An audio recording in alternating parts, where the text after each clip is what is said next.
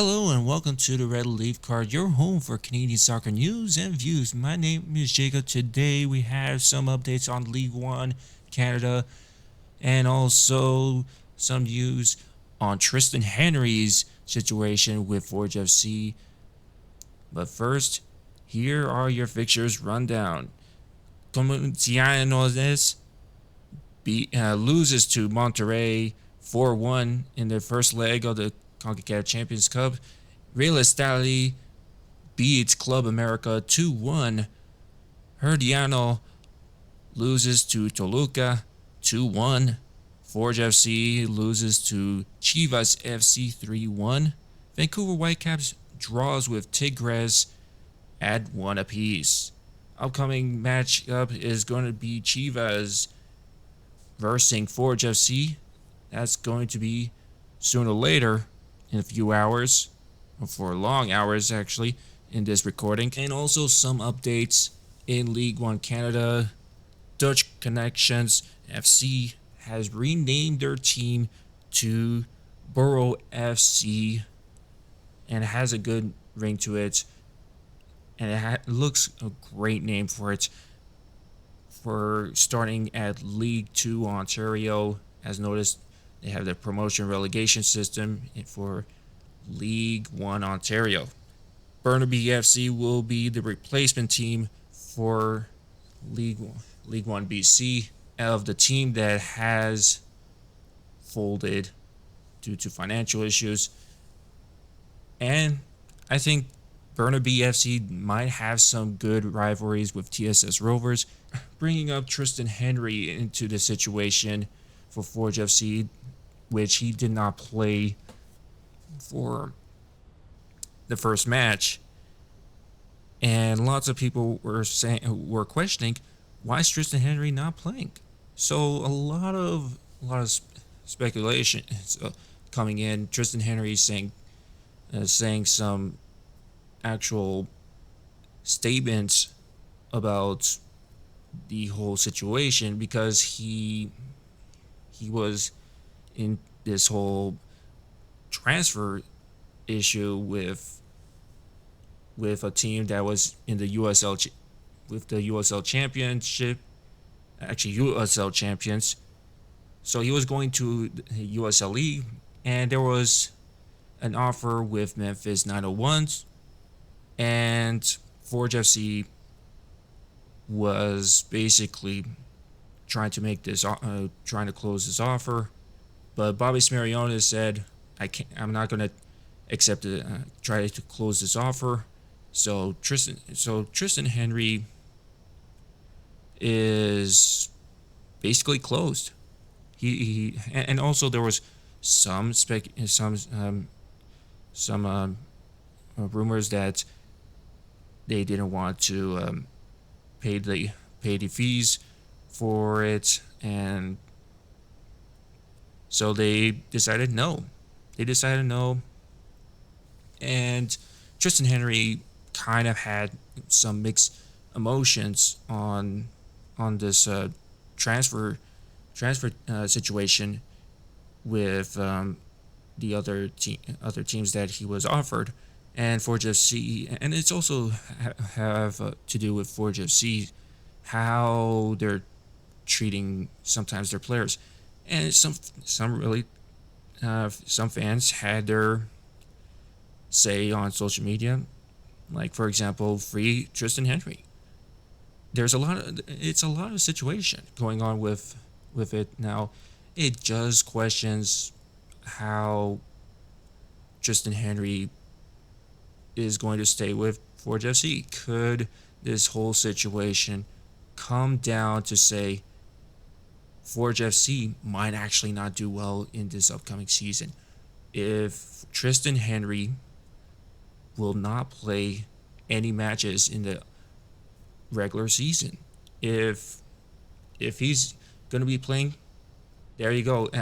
Basically, Triston Henry is actually done with this whole situation, and go back to normal with this whole situation, with this transfer deal. But Triston Henry, I think, might have some mixed views and still have this problem during the season.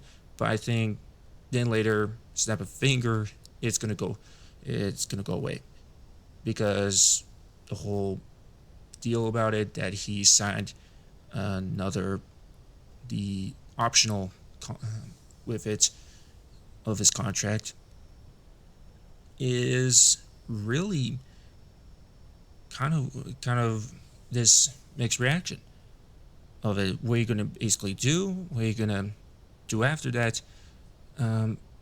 But I think Forge FC might do really better if figuring out a transfer deal. If Triston Henry does not wants to take an option to go somewhere else, and it does feel like that. If you have some players want to seek for other deals to be in the open for the transfer market, and you say, and the team says, no, I'm still going to keep you. Maybe just say, you're out. You're not going to be interested in having a contract. That's the problem here. So I hope Forge FC and Triston Henry gets better, and yeah, it does bring in some thoughts to this Triston Henry situation. But hoping the season for Triston Henry in the regular season for the Canadian Premier League goes well. Now it's just going to be the starting goalie, and you have already 4 goalies. You have a loanee short term from LAFC 2. You have Dino Bontes. You have Yazim Goliath. You have now Christopher Colongo for the roster, and Triston Henry, he's not active for the CONCACAF Champions Cup due to the situation that's happening.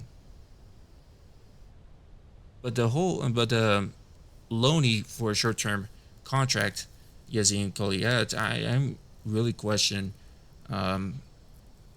if he actually plays for a goalie. But he did not play. Christopher Kalongo, my bad, has played for the first leg for Forge FC and versus Chivas. It does question. It does question for Triston Henry. A lot of things are going on, but now the whole transfer deals going on of ranking my deals, the whole deals of right now, and like my reaction to how Atletico Guadalajara, I think right now the whole teams, how they are doing in the transfer market, I feel like Atletico Guadalajara right now is going all in. They're doing their best to do who they sign. It is like they're all in, and everyone just looking at them and saying, "Wow, they're going all in. They're trying to get both of those trophies." It looks like that. It looks like they want to get the Canadian Premier League Shield and the North Star Cup. They do want those to be on the trophy case. And right now you have, and I've looked at the whole roster, who they signed. Balou Tabla, Chris Twardek. They actually signed a loan deal with Liberan Torres, who is in the second division of the Spanish league for Villarreal. Abdurkar Sissoko, who played for Forge FC, and they signed Ryan Yesley for I think it's unclosed deal. And it does question me, to me, of if you're signing Ryan Yesley as as per usual, and it questions for me how the whole who if Ryan Yesley is going to be playing as a starter goalie instead of Nathan Ingham. That is a real question that some Atletico Ottawa fans should think of if you are going to think of who will be the starting goalie, who's going to be your proper first team goalie, and that is going to be a question mark. I think, to be honest, I think Atletico Ottawa fans know who is going to be the starting goalie, and it's Nathan Ingham, and it's always been that. But it does question Ryan Yesley a lot if he's going to have that time to play games. It does, but he is a good goalie, and sooner or later you think of Nathan Ingham, and if his contract is done, is it that time that they're not going to sign him and have Ryan Yesley take that first starting goalie? And I think they're going to that role that time to take their tactics, but they're going to let Ryan Yesley play some games, and they're also thinking of Nathan Ingham to being their starting goalie. And Calgary FC, even now, sooner or later, Calgary FC is sooner or later going to be playing the CONCACAF Champions Cup. They're going to be playing at Starlight Stadium. But right now, bringing in a good roster. They did sign Leighton Brooks from Australia, and Lucas Diaz from Sporting. It does look like that they're actually going to be signing some good player. They signed some good players. Not just that, they also signed Jack Barrett, who's a loanee. And also about Lucas Diaz. He actually, that I mentioned, Sporting CP. He played for the B team. And Jack Barrett, which is his goalie for Everton FC, he plays for the reserve team. So, lots of eyes on these two signings that are on loan. As noticed that still, you signed Diego Gutierrez. That's a good sign. And mention of Leighton Brooks, who played for Melbourne Victory, and you signed Warshevsky. That's something that a lot of fans are willing to see on the CONCACAF Champions Cup, and you're looking at this team. You're going to be versing a good squad. You're looking at a good squad of Orlando City SC, which their nickname is the Lions. I look at that game. I'm going to look at that game with Calgary FC and versing Orlando City SC. I think there could be a possibility for a tie game, but I think it's in favor for Orlando because it's a strong team. It's like Major League Soccer is a strong league, and the Canadian Premier League looks maybe the challenging team could actually, I think they could beat a Major League Soccer team. As noticed, we've seen the Canadian Championship versus Vancouver Whitecaps. Calgary FC beat the Vancouver Whitecaps. Lots of people were shocked of the first ever season for Canadian Premier League to actually beat a Major League Soccer team in the Canadian Championship. And now, Pacific FC does it to Vancouver Whitecaps. So a lot of competition we're seeing coming out of the Canadian Premier League, and I see some competition with the Canadian Premier League coming in for the CONCACAF Champions Cup, and it's gonna go long time. It's gonna a long time. It's going to get better for the Canadian Premier League soon. Maybe it's gonna be 10 years for that, and it's gonna go well. And so Forge FC, who they signed. So Dino Bontes, who from Western University, a short-term contract.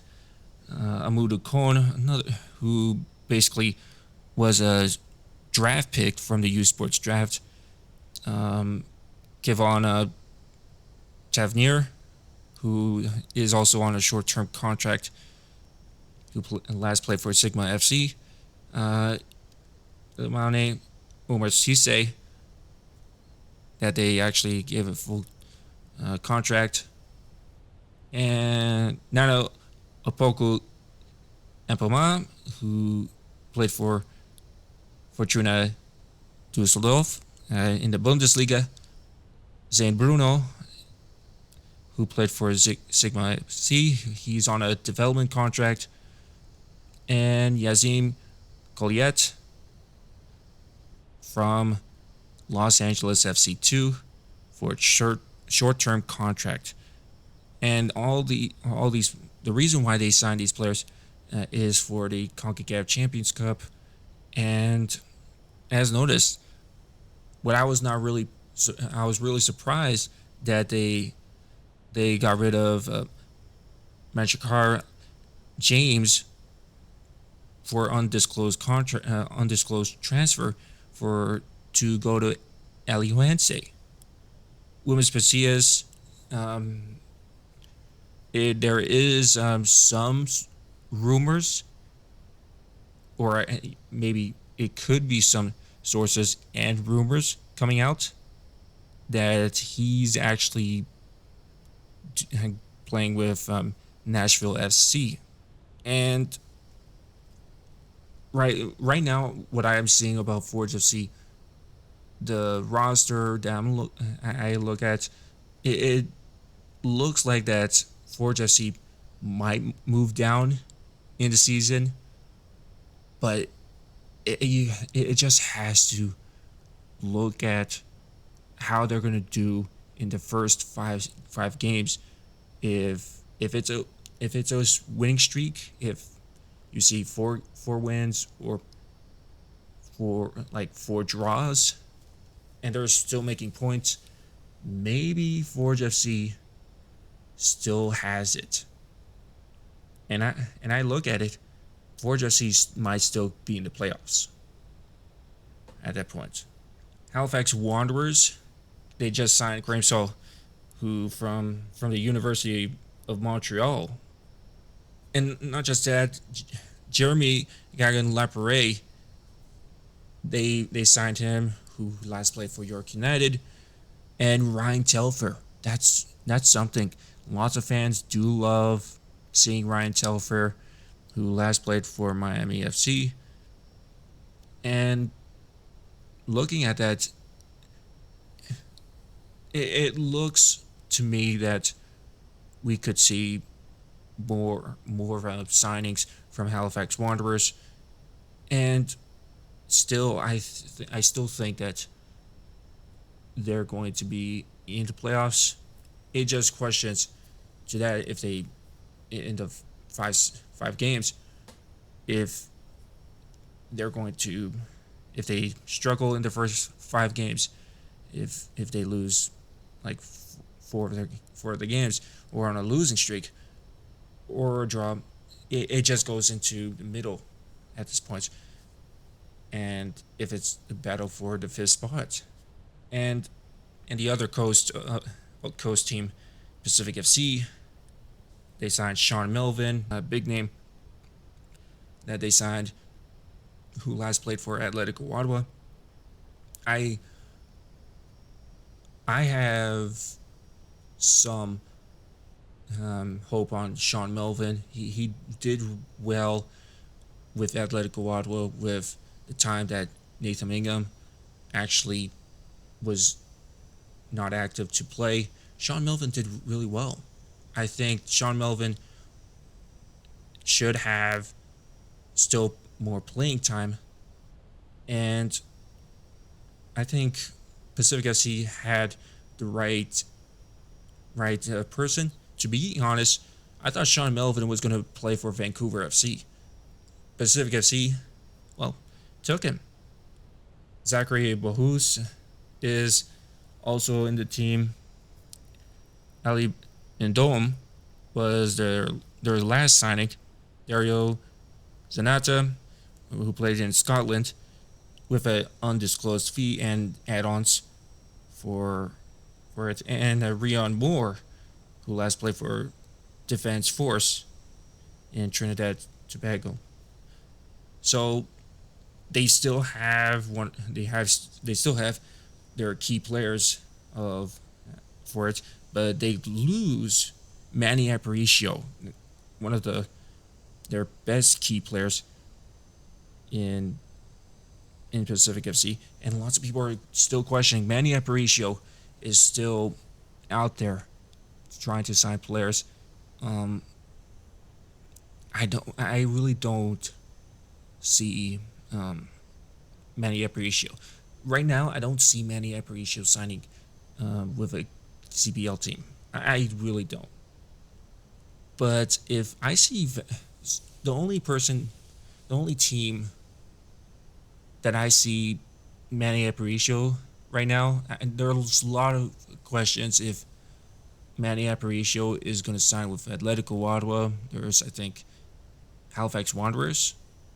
There's also been rumors that he could be in Toronto FC. I don't see that. I don't see that happening if he's going to Toronto FC. There was some. I think it was also for the Vancouver Whitecaps. I don't see that either. Maybe next pro league he might be in of those teams, but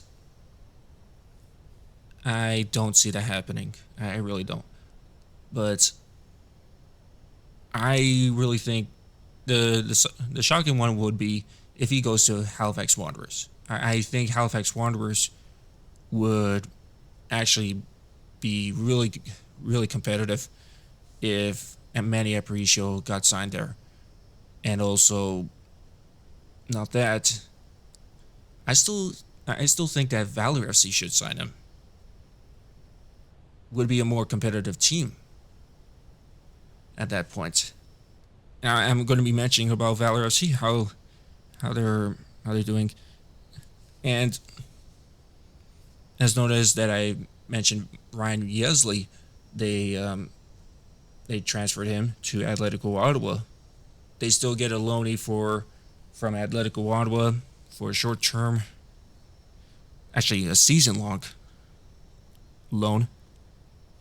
Noah Verhoeven, and they signed Sean Hodel from Vancouver FC, Zachary Secunda, that played in Finland, Roberto Aragon from Calgary FC, Jordan Faria, who played for the second team for Toronto FC, Tess Murdakustes, who played for York United, Jordan Swiebel, who played in Australia, and even more, Charlampos Chansopoulos, who also played for KPV, Demi Antongolu, who played for TFC, and Jonathan Visossi, who played for VPS in Finland. And right now, Jonathan Visossi is 32 years old, and I think that who they signed for the goalie who played in Finland, I think that he might be their first team goalie. for so many reasons. I think this goalie has proven really well that he's a starting goalie for Valor FC. I think lots of people might think Valor FC is gonna still be the team that's not gonna be in the playoffs, but I just can't at this point think Valor FC is gonna be last. I think Valor FC is gonna improve in the upcoming season. There's so many things that goes at this point. So Valor FC, my opinion, is going to be in this battle for the 5th spot. And Vancouver FC really at this point they're doing slow in signing players. No question about it. But now Paris G they signed. David Norman Jr. signed. Ben Fisk, that's also a good one. Grady McDonald, who played for the Whitecaps Academy. And now it's always questions of Vancouver FC. Who are they going to be signing next? So, and York United. York United's you don't need to even look at York United because they signed a lot of good players. They've signed great players. But the question is where Nico Giannopoulos is going to go to after that for their season. There was some possibility that Calgary FC was going to sign him. But I think Nico Giannopoulos I think he is just where he wants to go at this point. And I think it's just going to stay. A lot of eyes are on Frank Stirring also. There's a lot of eyes on the Mexican players that they signed. Martinez,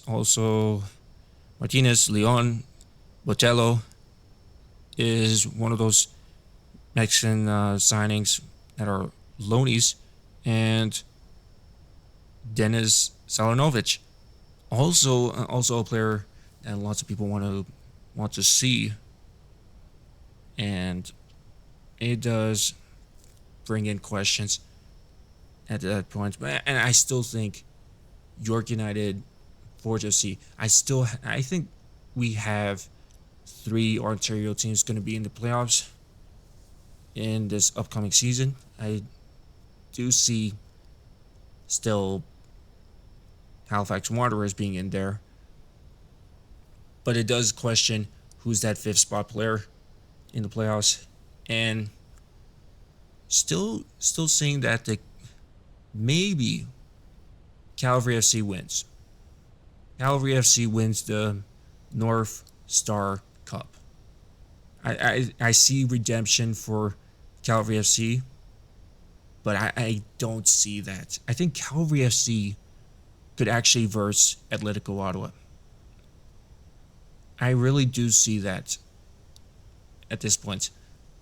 Halifax Wanderers, I really don't see them in winning.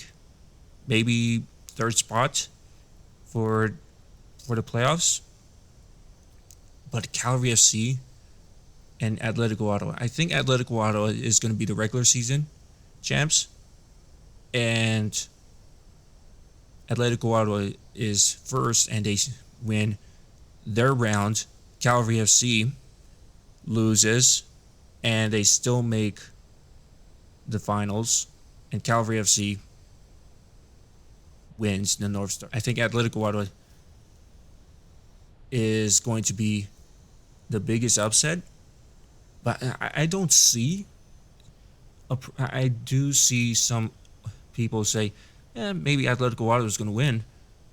But it does question if Calgary FC, at this point, has that roster that will beat them.